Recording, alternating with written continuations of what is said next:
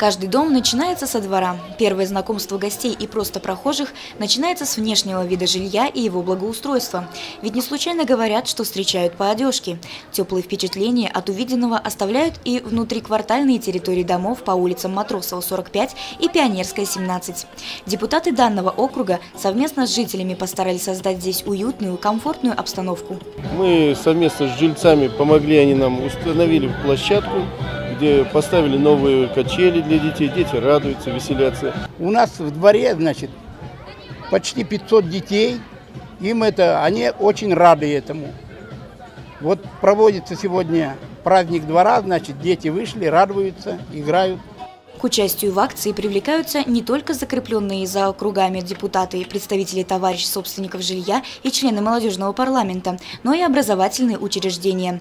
В этот день коллектив школы номер 1 провел для местной детворы праздник двора, таким образом подарив малышам отличное летнее настроение во время каникул. Дети резвились, участвовали в конкурсах, рисовали на асфальте. Хорошие отзывы оставили и взрослые. Я нарисовала девочку на празднике. У меня шарики и девочка. Праздник хороший. Мне понравился. Мы очень рады, что у нас соседи организовали такой праздник интересный. Мы дружим тут часто, у нас тоже площадка есть, дети ходят к нам все. Поэтому мы очень дружно живем и очень рады повеселиться на вашем празднике. Мероприятия по реализации программы акции «Красивый двор» в ближайшее время пройдут во всех округах города.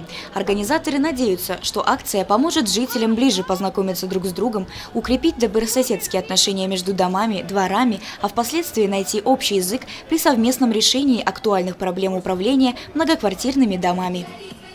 Евдокия Титаренко, Айгуль Хаметова, Радмир Исенгулов, Гульгина Раскильдина, телекомпания СТВ.